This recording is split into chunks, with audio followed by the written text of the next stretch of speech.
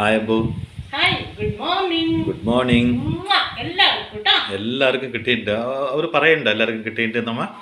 കാരണം നമ്മുടെ ഈ ഭീഷണി ഉണ്ട് അതിൻ്റെ ഇടയ്ക്ക് എല്ലാവർക്കും. നിൽക്ക് ഞാനൊരു കാര്യം പറയാൻ മറന്നു. അതെ, അമ്മ വെറും ഒരു അമ്മയല്ല, അമ്മ ഒന്നൊന്നര അമ്മയാണ്. അമ്മേനെ പോലെ ഒരു അമ്മേ ലോകത്തില്ല. അമ്മേൻ്റെ അമ്മ പറഞ്ഞേ, ദിവസം വന്നിട്ട് എനിക്ക് അങ്ങനെ വയ്യ ഇങ്ങനെ വയ്യ വന്നിട്ട് നീ വെറുതെ അതും പറയാണ്. എന്തായാലും നല്ലത് പറഞ്ഞോളൂ. അപ്പൊ ഇത്രയൊക്കെ പോരെ. അമ്മ എന്ന് പറഞ്ഞ ഒന്നല്ല ഒന്നൊന്നര അമ്മയാണ്. പോരെ? സന്തോഷമായില്ലേ ഇപ്പൊ അമ്മയ്ക്ക്? ഇപ്പൊ അവർക്ക് മനസ്സിലായി ഈ അമ്മയ്ക്ക് ഇത്തിരി മുഖസ്തുതി കേൾക്കേണ്ട സ്വഭാവം ഉണ്ട് എന്നുള്ളത്. എപ്പോഴും വയ്യ വയ്യ വയ്യ എന്ന് പറയരുത് കേട്ടോ, അത് നല്ലതല്ല. അപ്പോഴേ ഞാനിന്ന് ഉണ്ടാക്കുന്നത് ഒരു റവ ദോശ. അതുകൊണ്ടാണ് അത് പറയാൻ വിട്ടു. ഞാനിന്ന് ബ്രേക്ക്ഫാസ്റ്റിന്റെ കൂടെയാണ് വന്നിട്ടുള്ളത് കേട്ടാ. കാരണം ഉച്ചയ്ക്ക് ഇന്നൊക്കെ മിക്കവാറും കഞ്ഞി നമ്മുടെ ഒപ്പം കഞ്ഞിയായിരിക്കും ഞങ്ങൾ കുടിക്കുക. കാരണം അതിന് വയ്യ ഇടക്കളയിൽ നിൽക്കാൻ. അല്ല, ഇത് ഞാനേ കഞ്ഞി തന്നെയാണ് വെക്കുന്നത്. ഞാൻ ഇവരോട് പറഞ്ഞു ഇന്ന് നമുക്ക് നന്നായിട്ടൊരു കഞ്ഞിയൊക്കെ വെച്ച് ഒരു പുഴുക്ക് ഉണ്ടാക്കാന്ന് പറഞ്ഞു. അതായത് പയറോ ചെറുപയറോ അങ്ങനെ എന്തെങ്കിലും. അല്ല, കഞ്ഞിയൊക്കെ വെച്ചിട്ട് നമ്മള് ശരിക്കും പറഞ്ഞാൽ ഫാനൊക്കെ ഓഫ് ചെയ്തിട്ട് തന്നെ പുഴുകും. അങ്ങനെയല്ല, ചെറുപയർ തോരനല്ല, പുഴുക്ക് മാതിരി ഇങ്ങനെ ഉണ്ടാക്കില്ലേ, എന്തെങ്കിലൊക്കെ ഉണ്ടാക്കി. എന്റെ വായിൽ ഇപ്പൊ തന്നെ വെള്ളം വരുന്നുണ്ട് കേട്ടോ. അമ്മ വിശ്വസിക്കില്ലേ? പച്ചമുളക് മുറിച്ചിടുക. എന്നിട്ട് പിന്നെ അമ്മയുടെ അമ്മ മാത്രമല്ല, ഞാൻ ഒരു കാര്യം പറയട്ടെ. എപ്പൊ നോക്കിയാലും അമ്മയെ അല്ലമ്മ, നിങ്ങളൊക്കെ ഈ അമ്മ അമ്മ അമ്മ എന്ന് പറയണ ആ ഒരു അസുഖമാണ് എനിക്ക് വായിച്ചെടുക്കുന്നത്. ഞാൻ ഏത് നേരം നോക്കിയാലും അമ്മ അമ്മ അമ്മ എന്ന് പറയണത്. പിന്നെ ഒരു കാര്യം പറയാ, എന്താണ് പറയുക, ചെറുപയര് എന്റെ അമ്മയൊക്കെ വെറുതെ വേവിച്ചാൽ മതി. അതല്ല, ഈ തോരനെ പോലെ നാളികേരം ഇട്ട് അങ്ങനെ വറവിട്ടൊന്നുമല്ല അമ്മ വയ്ക്കുക. അമ്മയുടെ പുഴുക്ക് എന്ന് പറഞ്ഞാൽ അമ്മ കുറച്ച് ചെറുപയർ വേവിക്കാൻ വെക്കും. അതില് കുറച്ച് ചീനമുളകോ അല്ലെങ്കിൽ പച്ചമുളകോ അതൊന്നും നമ്മൾ ചതച്ചിട്ടിടും, ചെറിയ ഉള്ളിയും കൂടി. എന്നിട്ട് ചിലപ്പോ ചില കായയോ അല്ലെങ്കിൽ എന്തെങ്കിലും ഒരു പച്ചക്കറി ഇടും, കുറച്ച് കായയോ ചേനയോ അങ്ങനെ എന്തെങ്കിലും. ഇല്ല പറഞ്ഞാൽ വെറും ചെറുപയർ തന്നെ അതിങ്ങനെ വെന്ത് കഴിയുമ്പോൾ ഒരു പാകാവില്ല. അപ്പൊ കുറച്ച് വെളിച്ചെണ്ണ തൂവിട്ടെടുക്കും. അത് കഞ്ഞിയുടെ കൂടെ സൂപ്പറാണ്. പിന്നെ മാങ്ങ ചമ്മന്തി അരക്കാനാണ് ഞാൻ വിചാരിച്ചിരിക്കുന്നത്. അത് നല്ലതാണ്. മാങ്ങ ഇപ്പൊ എനിക്കൊരു ആഗ്രഹം തോന്നി, കഞ്ഞി കുടിക്കണം. ചെറുപയർ പുഴുക്കും കഞ്ഞിയും കൂടി കഴിക്കും. അപ്പൊ എന്നാ പിന്നെ നിങ്ങൾക്ക് കാണിക്കാം, ഞാൻ ഈ രാവിലത്തെ ബ്രേക്ക്ഫാസ്റ്റ് കൊണ്ട് വന്നതാണ്. അല്ലെങ്കിൽ പിന്നെ കഞ്ഞിയൊക്കെ കാണിച്ചിട്ട് ഇതാണ് കഞ്ഞി എന്ന് പറയുന്നത്. ബ്രേക്ക്ഫാസ്റ്റ് എന്താന്ന് പറഞ്ഞാ, അപ്പൊ ഞാൻ ഇന്നലെ അരിയൊക്കെ വെള്ളത്തിലിടാൻ മറന്നു. അപ്പൊ ഞാൻ എന്താ ഉണ്ടാക്കാന്ന് വിചാരിച്ചു. അയ്യോ, ഇനിയിപ്പോ എന്താ നമ്മള് ചെയ്യാണെങ്കിൽ ഇവർക്ക് വലിയ താല്പര്യമില്ല. അത് ഉപ്മാവും വലിയ താല്പര്യമില്ല. അപ്പൊ ഞാൻ വിചാരിച്ചു എന്നാ പിന്നെ റവ ദോശ. നീട്ടൂടുമ്പോ എന്ത് ചെയ്തു, ഒരു ഗ്ലാസ് റവ എടുത്തു, അത് നനച്ചു. അതില് അര കപ്പിന് കുറച്ച് കുറവ് തൈര്, ഉപ്പ്. നീട്ടൂടുമ്പോ അല്ലല്ലോ, നീട്ട് കുറച്ച് കഴിഞ്ഞിട്ടല്ലേ എന്ത് ഇതൊക്കെ ചെയ്തത്? നീട്ടൂടുമ്പോ ചായ വെച്ചു. അത് കഴിഞ്ഞ് കുളി കഴിഞ്ഞിട്ട് ഞാൻ പറയാ. അപ്പൊ അമ്മ പല്ല് കഴിക്കാണ്ടാണോ ചായയൊക്കെ കുടിക്കുക? ഞാൻ ചായ കുടിച്ചില്ല, നിങ്ങൾക്കല്ലേ ചായ. അങ്ങനെ. അപ്പൊ എന്നിട്ട് ഞാൻ എന്ത് ചെയ്തു, ഈ റവ ഒരു ഗ്ലാസ് എടുത്തു. അതില് ഒരു അര ഗ്ലാസ്സിന് കുറച്ച് കുറവ് തൈര്, അധികം പുളിയൊന്നും ഉണ്ടാകുന്നില്ല. അതുകൊണ്ട് അതും എടുത്ത് അതൊക്കെ അമ്മ നക്കി നോക്കി പുളി എത്രയുണ്ടെന്ന്. എല്ലാം കൂടി ഇങ്ങനെ അല്ല, ഈ പുളിയില് തൈരില് പുളി ഉണ്ടോന്ന് എങ്ങനെ മനസ്സിലായി? പിന്നെ ഒരു നുള്ളു പഞ്ചസാര ഇട്ടിട്ടുണ്ട് ഇതില്. അത് ആ പുളിയൊക്കെ അല്ല, ഞങ്ങള് ചോദിക്കുന്നതിന് മറുപടി. ഒരു ഞാനിത് എന്താ പറഞ്ഞ, എന്റെ വിളക്ക് വെക്കലും അതൊക്കെ കഴിഞ്ഞതിന് ശേഷം വന്നിട്ടാണല്ലോ ചുടുക. അതുകൊണ്ട് ഇതിപ്പോ ഒരു 3/4 മണിക്കൂർ ആയിട്ടുണ്ട് ഞാൻ വെച്ചിട്ട്. നിങ്ങൾക്ക് വേണമെങ്കിൽ ഒരു 10-20 മിനിറ്റ് വെച്ചാൽ മതി. അതെ, ഞങ്ങള് ചോദിക്കണ എന്താ അറിയോ, ഇത് എന്റെ അവിടുത്തെ കാര്യങ്ങളൊക്കെ കഴിഞ്ഞ് വന്നപ്പോ പൂജയൊക്കെ കഴിഞ്ഞ് വന്നില്ലേ, അപ്പൊ സമയമായി. അപ്പൊ ഒരു 3/4 മണിക്കൂർ ആയിട്ടുണ്ട് ഇത് ഞാൻ വെച്ചിട്ട്. അതെ, ഞാനൊരു കാര്യം ചോദിക്കട്ടെ. ഞങ്ങൾ അതിന്റെ ഇടയ്ക്ക് ചോദിക്കുന്ന ചോദ്യങ്ങൾക്ക് നിങ്ങൾ മറുപടി പറഞ്ഞേ പറ്റൂ. ഞാൻ അവരുടെ ഒപ്പം കല്ല് ചൂടായി. എന്താ അറിയോ, ഞാൻ ചോദിച്ചൊരു ചോദ്യം. ഈ ദോശ നമുക്ക് പെട്ടെന്ന് ഉണ്ടാക്കാൻ പറ്റുമല്ലോ. അപ്പൊ ഒരു 10 മിനിറ്റ് ഒക്കെ വെച്ചാൽ മതി. ഇനിയിപ്പോ ആരെങ്കിലും വന്നൂന്ന് വെച്ചോ, നമ്മുടെ വീട്ടിൽ കുറച്ച് രവയുണ്ട്. ആരെങ്കിലും വന്നാൽ നമ്മുടെ പിന്നമ്പുറത്തെ വാരം കൂടെ ഓടിപ്പോകും. പിന്നെ എന്താണ് നമുക്ക് പെട്ടെന്ന് ഒരു തൈര് ഉണ്ടെങ്കിൽ ഈ ദോശ ഉണ്ടാക്കി. ഞാൻ ചോദിച്ചേ നമ്മ മറുപടി പറഞ്ഞില്ല. ഞാൻ ചോദിച്ചത് ഈ തൈര് പുളി എങ്ങനെയുണ്ട്, നമ്മ തൈര് നക്കി നോക്കിയോ? എനിക്കറിയാം, തൈര് പുളി അതൊക്കെ നോക്കി തന്നെയാണ്. അത് പറയണ്ടേ, അത് ഞാൻ ചോദിച്ചുകൊണ്ടിരിക്കല്ലേ. അമ്മ പറഞ്ഞില്ലേ പുളി കുറവായിരുന്നു. പുളി കുറവുള്ളതാണെങ്കിൽ അര ഗ്ലാസ് ഒഴിക്കുക, അല്ലെങ്കിൽ പിന്നെ നമുക്ക് അതിന് കുറച്ചാ മതി. ഇതൊക്കെ നമ്മൾ എങ്ങനെ നോക്കണ്ട? തൈരിന്റെ ഡെപ്പിനോട് ഒരു വിരലിട്ട് നക്കണോ സ്പൂൺ? വീട്ടിലുള്ള ഗൃഹിണികൾക്ക് അറിയാം. ഗ്രഹിണികളല്ലമ്മ, അത് ഗൃഹിണികളാണ്. ആഹാ, അത് ശരി. ആ, വീട്ടമ്മമാര്. ഗ്രഹിണികൾ എന്നൊന്നും പറയരുത്. എനിക്ക് വയ്യ. ഈ ഏരിയയിൽ നേപ്പാളി വരുന്നുണ്ട്, നമുക്കറിയോ? ഇവിടുത്തെ ഗൂർക്ക മാസത്തിനൊരു പ്രാവശ്യം വരും. പക്ഷെ അയാളെ കൂക്കി പോകണമെന്നൊന്നും ഞങ്ങള് കണ്ടിട്ടില്ല.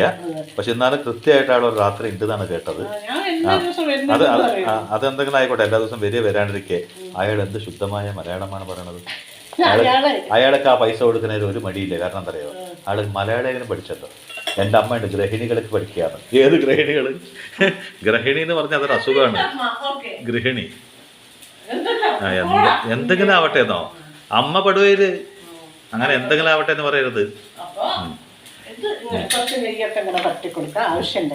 പറ്റിയാ മതി. ഇടണം നിർബന്ധമില്ല. കാണിച്ചാ മതി, അമ്മ കാണിക്കും പോലെ ഇട്ടൂന്ന് വരുത്തിയാ മതി. അതന്നെ. അപ്പൊ എന്നുവെച്ചാ നിങ്ങളൊന്ന് മനസ്സിലാക്കണം. ഇപ്പൊ ഞങ്ങൾക്ക് തന്നെ നെയ്യിന്റെ മണം മാത്രമേ അമ്മ കാണിക്കുന്നുള്ളൂ. ഈ സ്ഥിതിക്ക് വിരുന്നുകാരൊക്കെ വിചാരിക്കും നല്ല നെയ്യിട്ട്. ഇങ്ങനെയൊക്കെ നമുക്ക് ആക്കാൻ പറ്റും. നെയ്യ് കുറച്ചിട്ട് തന്നെ. എവിടെ ആരൊന്നായി? ഒരു ദോശയായി എന്ന് പറയും. ഒന്നായി നാളെ വേർപ്പിഞ്ഞുണ്ട് ആൾക്കാർ ഒന്നാക്കിയ പോലെ. അപ്പോ ഈ അമ്മയുടെ ഇങ്ങനെ ചില തരികിട പരിപാടികളൊക്കെ ഉണ്ട്. അല്ല, അതല്ല, നല്ല നെയ്യിന്റെ മണമൊക്കെ വരും. കൂട്ടുമ്പോ നെയ്യൊന്നും ഉണ്ടാവില്ല. എന്നിട്ട് എന്താ പറയാ അറിയോ? ഈ നെയ്യൊന്നും കൂടുതൽ കൂട്ടരുത് മക്കളെ. അതുകൊണ്ട് കൊളസ്ട്രോള് അത് ഇത് ഇനി എന്തൊക്കെ കുനിഷ്ട രോഗങ്ങളുണ്ട് അതൊക്കെ വരും. അതിന്റെ മണം കേട്ടുന്ന വരുത്താം. അല്ലാതെ പിശുക്കിയായിട്ടൊന്നും അല്ല. അത് നിങ്ങൾ മനസ്സിലായിക്കോളാം.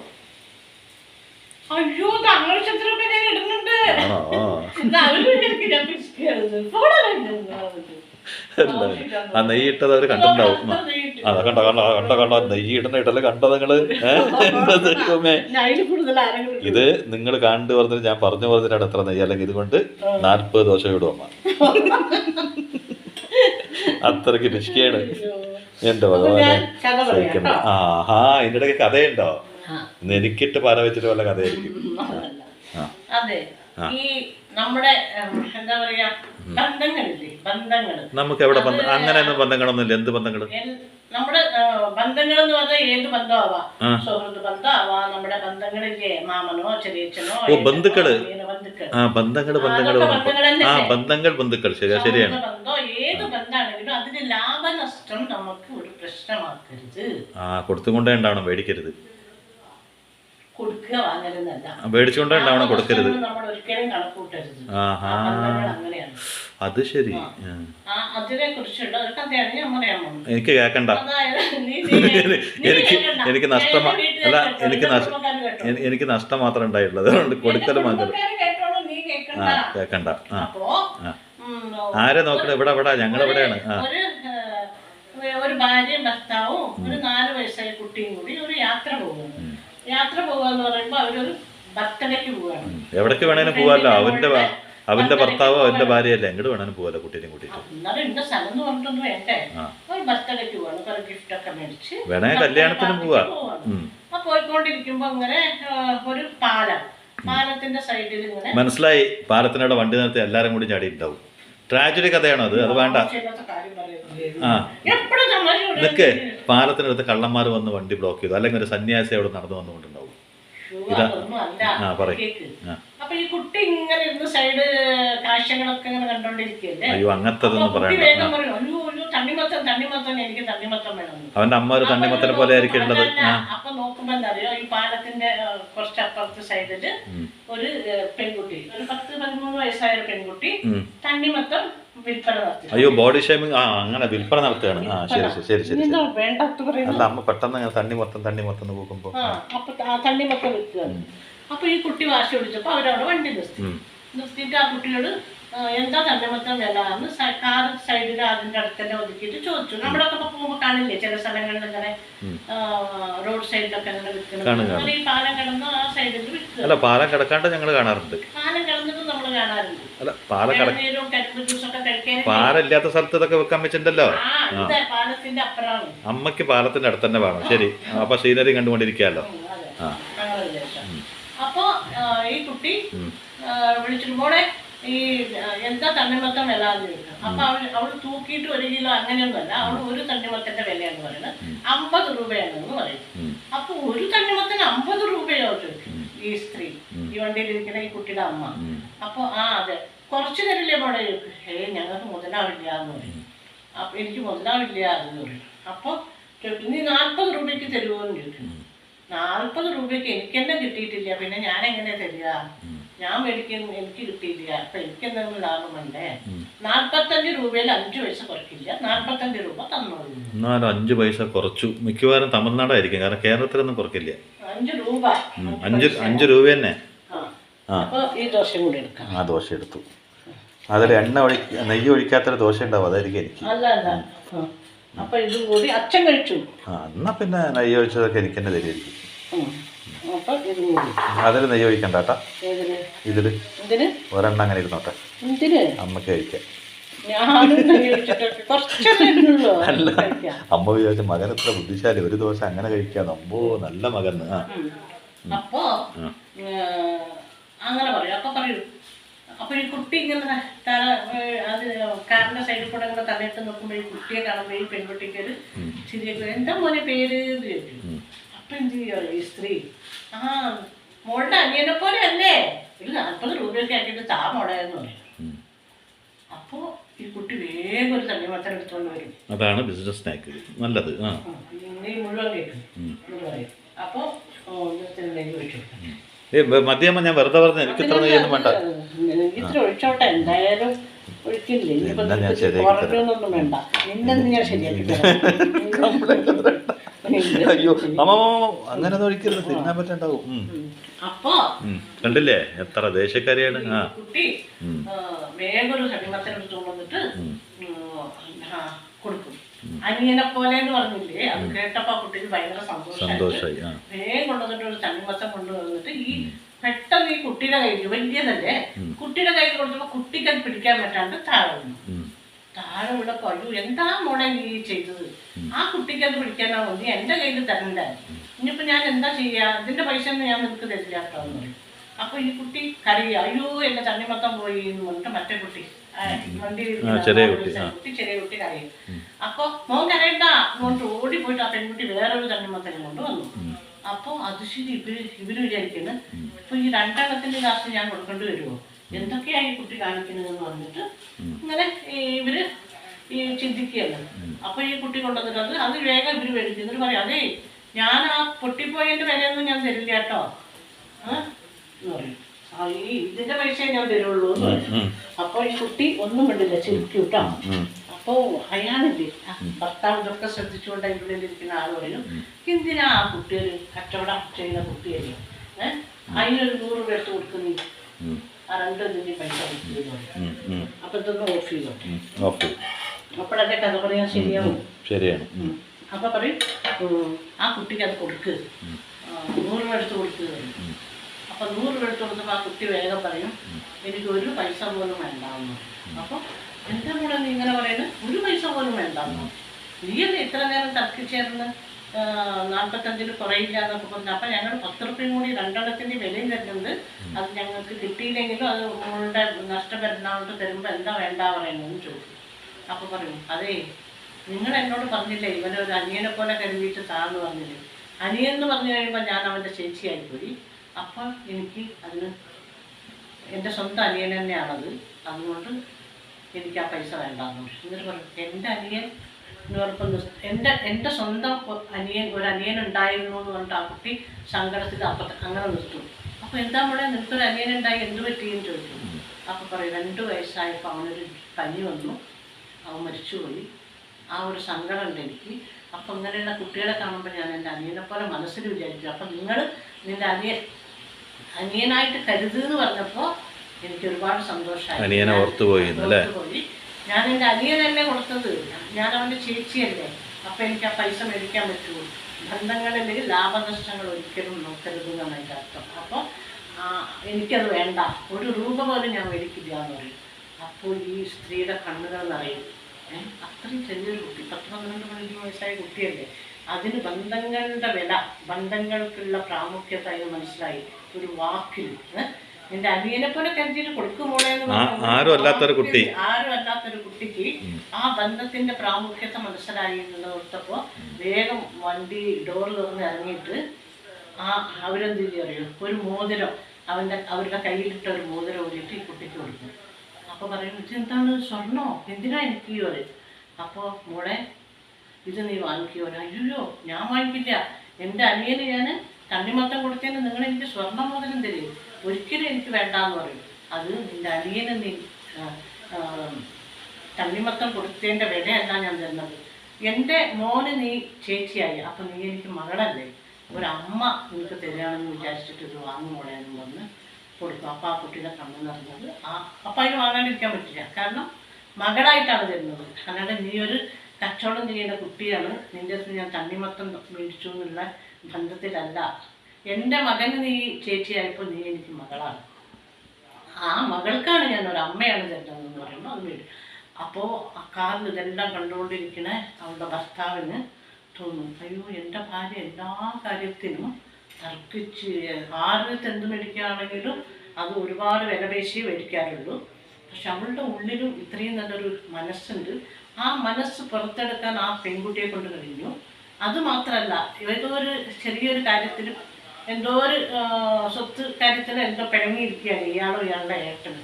അപ്പോൾ ഇയാൾ ഒരു നിമിഷം ആ ഏട്ടനെ ഓർത്തു. എന്നിട്ട് ആ ഏട്ടനെ അപ്പം തന്നെ അയാൾ വിളിച്ചു, ഏട്ടാ സുഖാണോ എന്ന് ചോദിച്ചു. അപ്പോൾ എന്താ കുറേ ആയല്ലോ, വർഷങ്ങളായല്ലോ നീ എന്നെ വിളിച്ചിട്ട്, എന്താ നിനക്ക് എൻ്റെ ഓർമ്മ വരാമെന്ന് പറഞ്ഞു. അപ്പോൾ അതൊക്കെ അങ്ങനെ ഏട്ടാ, എത്ര വർഷങ്ങൾ കഴിഞ്ഞാലും അതൊരിക്കലും മനസ്സിൽ നിന്ന് നമ്മുടെ ബന്ധം വിട്ടുപോവുക ഏട്ടാന്ന് പറഞ്ഞപ്പോൾ, നീ ഒരു കാര്യം ചെയ്യും, നീയും ഭാര്യയും കുട്ടിയൊക്കെ ആയിട്ട് വാട്ടോ, ഇന്നോ നാളെ വീട്ടിൽ വാ, എന്നിട്ട് നമുക്ക് ഒരുമിച്ച് കൂടി ഇരുന്നൊരു ഭക്ഷണമൊക്കെ കഴിച്ച് നമുക്ക് ഒരു ദിവസം ഇവിടെ കൂടാടാന്ന് ഏട്ടനും പറഞ്ഞു. അപ്പോൾ ഈ പെൺകുട്ടിയുടെ ഒരു വാക്ക്, ആ ചെറിയൊരു പെൺകുട്ടി, ഒരു കച്ചവടക്കാരി ബന്ധങ്ങളുടെ വില പറഞ്ഞ് മനസ്സിലാക്കി കൊടുത്തു എന്നുള്ളതാണ്. കാരണം ഈ ലോകം മുഴുവനും ബന്ധങ്ങളുടെ കാണുന്ന വില എന്താണ്, നീ എനിക്കെന്ത് തന്നു, ഞാൻ നിനക്കെന്ത് തന്നു. യഥാർത്ഥത്തിൽ ഒരു ബന്ധത്തിന് ഒരു മൂല്യം കാശോ സ്വർണം കൊണ്ടോ അളക്കാൻ പറ്റുമോ?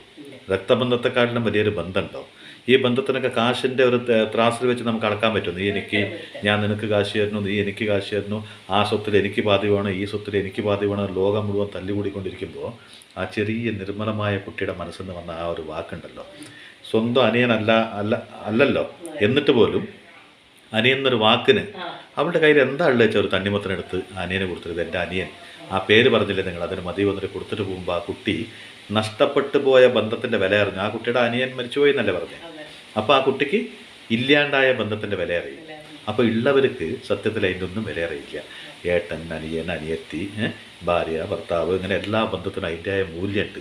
അപ്പോൾ പ്രത്യേകിച്ച് ഒരമ്മയുടെ വയറ്റിൽ നിന്ന് പുറത്തു വന്ന ഈ സഹോദരന്മാരൊക്കെ ഉണ്ടല്ലോ, അവരൊക്കെ മറന്ന് ഞാനെന്തോ ആണ്, നീ എനിക്കെന്തോ തരാണ്ട് മഹായുദ്ധങ്ങൾ ഇന്ന് നടന്നുകൊണ്ടിരിക്കുകയാണ്. അപ്പോൾ തീരുമാനിക്കേണ്ടത് ഇതുകൊണ്ടൊന്നും അവസാനിക്കുന്നതല്ല നിങ്ങളുടെ ഈ ബന്ധം. കാരണം ഇത് ഹൃദയത്തിൽ പതിഞ്ഞ ബന്ധമാണ്. ഒന്ന് പുഞ്ചിരിച്ചാൽ, ഒന്ന് സംസാരിച്ചാൽ, ഒന്ന് ശ്രമിച്ചാൽ കഴിയാവുന്ന ബന്ധമുള്ളൂ, അല്ലേ? ഏത് ബന്ധമാണ്? നീ ഒന്ന് ആലോചിച്ച് നോക്ക്. നമ്മുടെ രാമായണം നമ്മളെ പഠിപ്പിക്കുന്നത് എന്താ? ത്യാഗം. ത്യാഗം എന്ന മഹത്തരമായ കാര്യമാണ് രാമായണം പഠിപ്പിക്കുന്നത്, അല്ലേ? അങ്ങനെ നമ്മുടെ മുമ്പിൽ ഇഷ്ടംപോലെ നിദർശനങ്ങൾ, പുരാണങ്ങൾ പഠിപ്പിച്ചിട്ടുണ്ടെങ്കിലും മനുഷ്യൻ ഒരിക്കലും മാറില്ല. ത്യാഗം നിന്നാണ് പ്രേമം തന്നെ തുടങ്ങി. മനസ്സിലായില്ലേ? പരസ്പരം വിട്ടുവീഴ്ച, ത്യാഗം ഇതൊക്കെ തന്നെയാണ്.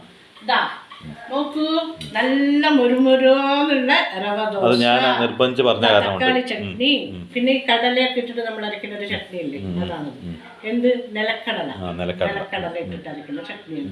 അത് ഞാൻ ഒരു പ്രാവശ്യം പറഞ്ഞിട്ടുണ്ട്. നിലക്കടല വറക്കുക, വറുത്തതാണെങ്കിൽ പിന്നെ വറക്കണ്ട. നിലക്കടലയും പച്ചമുളകും, പിന്നെ ഒരു ചെറിയ കഷ്ണം ഇഞ്ചി, ഒരു ഇത്തിരി കറിവേപ്പിലയും കൂടി ഉപ്പും കൂട്ടി അരച്ചതാണ് ഇത്. പിന്നെ തക്കാളി കൂട്ടി അരയ്ക്കാൻ അറിയാമോ, അത് എല്ലാവർക്കും അറിയുന്നതാണ്. അപ്പൊ കണ്ടില്ലേ, നല്ല മുരുമുരുന്നനുള്ള ദോശ കണ്ട. ഇത് നിങ്ങൾക്കിപ്പോ അരി വെള്ളത്തിലിട്ടില്ല, അല്ലെങ്കിൽ വീട്ടിൽ ആരെങ്കിലും വന്നു എന്ന് വെച്ചാൽ അവരവിടെ സംസാരിച്ചുകൊണ്ടിരിക്കുമ്പോഴേക്കും നിങ്ങൾക്ക് പെട്ടെന്ന് അവർക്ക് എന്തെങ്കിലും നമുക്കൊരു കാപ്പിക്ക് എന്തെങ്കിലും ഉണ്ടാക്കി കൊടുക്കാമെന്ന് തോന്നുകയാണ്. ഇപ്പൊ ചിലപ്പോൾ വരികയാണ്. അപ്പോൾ ടിഫിനൊന്നും ചിലപ്പോൾ വീട്ടിൽ കഴിഞ്ഞിട്ടുണ്ടാവും, അങ്ങനെ എന്തെങ്കിലും ഒരു പ്രശ്നം, അല്ലെങ്കിൽ 4 മണിക്ക് അവർ വരികയാണ്.